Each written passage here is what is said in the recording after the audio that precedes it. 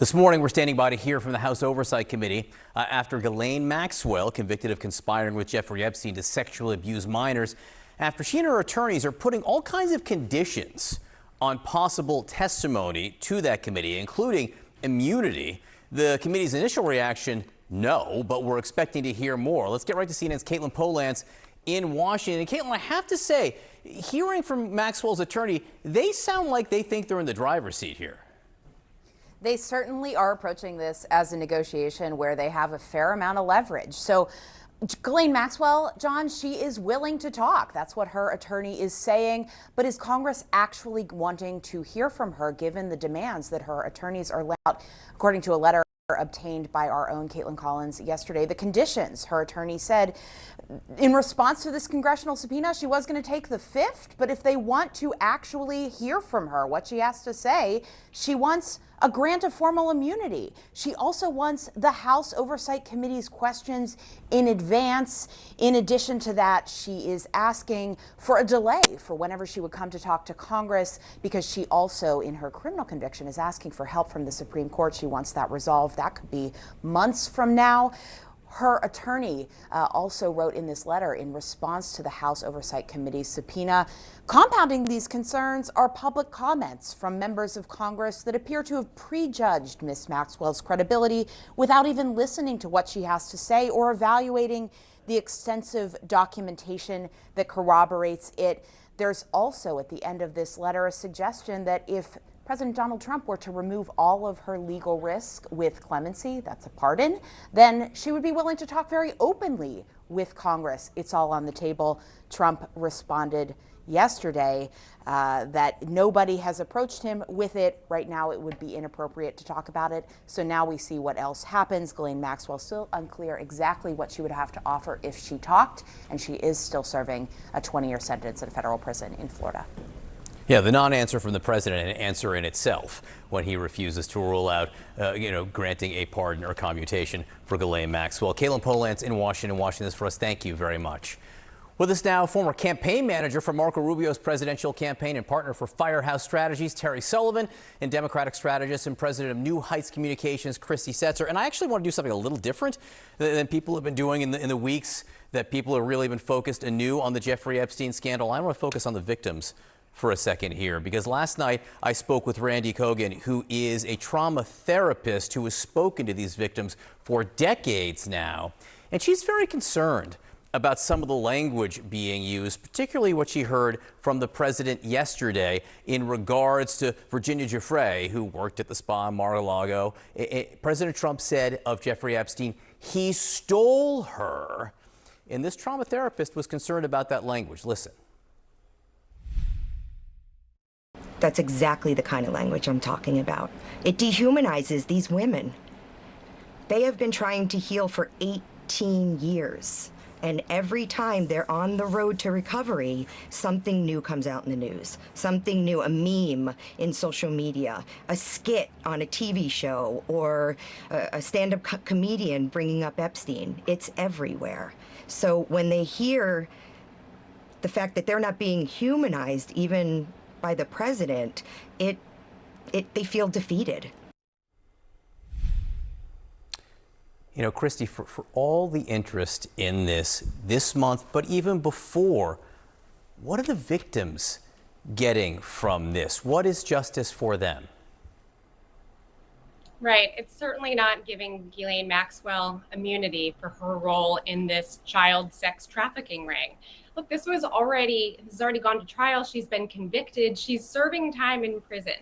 It's very clear what Maxwell's role is right now.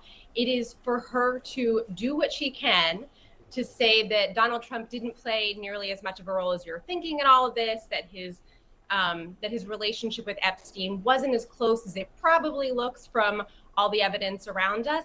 And meanwhile, they are being used as a football, right? Their stories have been lost in all of this. The fact of what actually happened to them.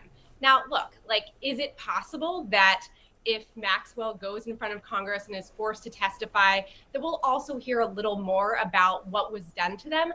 I suppose it's possible. But again, we know what her role is. It is to exculpate Donald Trump from any sort of criminality in this. And that's a real shame. Terry, I want you to comment on this and the idea of what is justice for the victims and who really is speaking for them right now.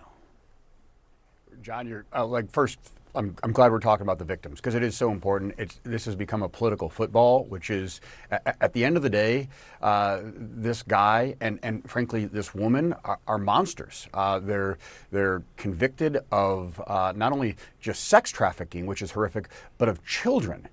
And I just, so my heart breaks for every one of these victims. As a father of a single father of a girl, it's just horrific. And it's been made a political football now. Pedophilia and sex trafficking isn't a partisan issue. But at the same time, we should not believe a darn thing that Giselle Maxwell says. I mean, why do we think she's going to start telling the truth now? She's going to say whatever she needs to try to get herself off the hook. And that being said, it's tough to balance what the victims need and getting justice. And if we can stop, it might be very difficult for these victims, but if we can stop one more pedophile or one more sex trafficker, it cuts both ways. So it's a very challenging thing to thread that needle of protecting the feelings of those victims, but also protecting potential future victims. And I do think there are people, on both sides of the aisle who are seeking that same goal that you're talking about there. Terry, I want to ask from a communications perspective about how the president has handled this the last few days. To you, Christy, because the president has said, it's a non-story, really expressively says he kind of wants it to go away, then yet introduces a new timeline and new explanation in this long sort of, meandering comment on the plane. So what do you think about that?